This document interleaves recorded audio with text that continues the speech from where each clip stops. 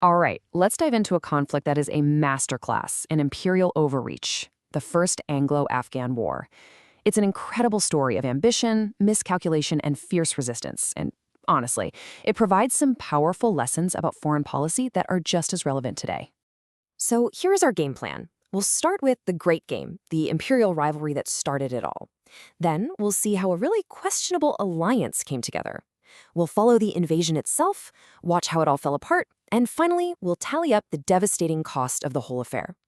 Okay, so to really get why this war even happened, you have to zoom out and look at the big picture. This wasn't just about Afghanistan. Nope. This was about two massive empires, Britain and Russia, colliding. And it was all fueled by Britain's deep-seated anxiety over its crown jewel, India. This whole era was dominated by what was called the Great Game. Down in India, the Governor-General, Lord Auckland, is nervously watching Russia push its influence into Persia. He's got this domino theory in his head. If Persia goes, Afghanistan is next, and that puts a rival empire right on the doorstep of British India. That, for him, was a non-starter. He absolutely had to have a friendly ruler in Kabul. Auckland's first move, naturally, was diplomacy. In 1836, he reaches out to the guy in charge of Afghanistan, Dost Mohammad, and basically says, "Hey, let's make a deal." And Dost Mohammad was actually open to it, but he had one big condition. He wanted British help to get back the city of Peshawar, which the powerful Sikh ruler Maharaja Ranjit Singh had taken in 1834. Well, for the British, picking a fight with Ranjit Singh, a major power on their border, was completely out of the question. So the deal was dead on arrival. So with diplomacy off the table, the British strategy takes a sharp turn. They pivot from negotiation to straight-up force. And this leads to a very controversial alliance, one built for one purpose: to put a new king on the Afghan throne, whether the Afghans wanted him or not. Now, as soon as the talks with the British failed, what does Dost Mohammad do? He starts talking to the Russians. For Lord Auckland, this was it. This was the smoking gun, the confirmation of all his worst fears. He immediately triggers his aggressive forward policy, which is basically a fancy term for taking action before your enemy can. But you can't just invade a country. You need a justification, a plausible story. And he found the perfect candidate for his story: a king in exile. And here he is, Shah Shuja. This guy was the former king of Afghanistan, but he'd been kicked out way back in 1809. For decades, he'd been living on a pension from the East India Company. The British looked at him and thought, perfect. Here was a guy with a supposedly legitimate claim to the throne who would owe his entire comeback to them. He was, in other words, the perfect pup. So the whole invasion plan gets formalized in June 1838 with something called the Tripartite Treaty. Think of it as a three-way deal. The British East India Company gets to control Afghanistan's foreign policy, Shah Shuja gets his throne back with British and Sikh muscle, and Maharaja Ranjit Singh, he gets his claims on some key territories officially recognized. On paper, it looked like a win for everyone involved. The invasion was on. Okay, the ink on the treaty is dry. The plan is locked in. Now it was time for the military to do its job and put Shah Shuja back in charge. But there was a snag right from the start. Ranjit Singh, one of the partners in the treaty, was a shrewd leader. He said, "Sure, I support the plan, but there's no way you're marching a giant British army through my kingdom of Punjab." He wasn't about to set that kind of precedent. This forced the British to take a much longer, much more difficult route through Sindh and the treacherous Bolan Pass. It was an early warning sign that this alliance wasn't as solid as it looked. Even with that difficult journey, the invasion itself went surprisingly fast in early 1839, and the secret to their success wasn't just military superiority. It was cash.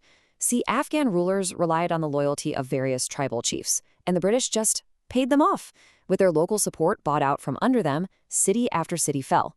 Quetta in March, Kandahar in April, Ghazni in July, and finally Kabul itself in August of 1839. With his network of support completely dissolved, Dost Mohammad had no choice but to surrender. And just like that, the British had achieved their main goal. Their man, Shah Shuja, was sitting on the throne in Kabul.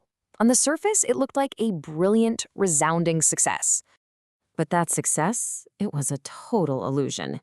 You see, putting a puppet on the throne is one thing, keeping him there is something else entirely. The British occupation was about to come crashing down in a wave of violent nationwide revolt. So, where did it all go so wrong?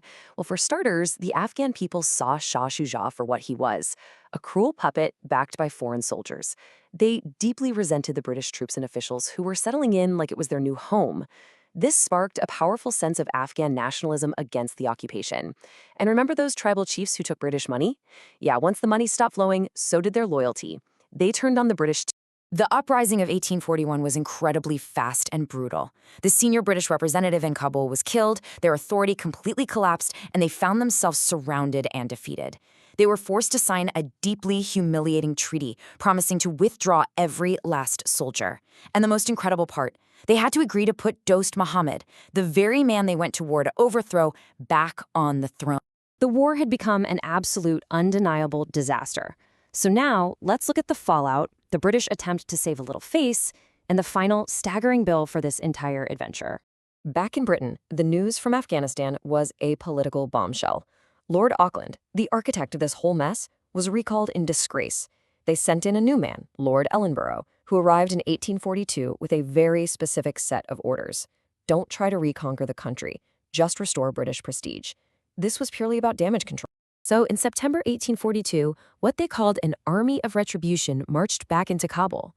Their mission wasn't to stay, it was to punish. After some brutal reprisals against the city's population, they burned the Grand Bazaar to the ground. And then, having made their point, they turned around and withdrew completely, just as they had promised. And this right here, this sums up the ultimate futility of the entire war. Before the war began in 1838, the ruler of Afghanistan was Dost Mohammad. After 4 years of bloodshed, thousands of deaths, and immense cost, who was the ruler of Afghanistan in 1842? Dost Mohammad. They were right back where they started, having gained absolutely nothing. In fact, they lost something crucial. Any chance of a friendly relationship now replaced with bitterness and mistrust. And the price of this folly was just horrific. Over 15,000 lives were lost. That's not just soldiers, but thousands of camp followers and family members. The cost in money ran into crores of rupees. It was an unbelievable sacrifice of blood and treasure for literally zero strategic gain.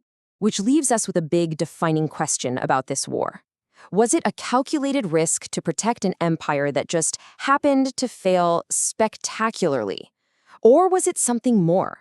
A catastrophic misjudgment born out of paranoia and fear that ultimately exposed the very limits of imperial power? It's a crucial question, and pondering it gives us a key insight into the nature of empire itself.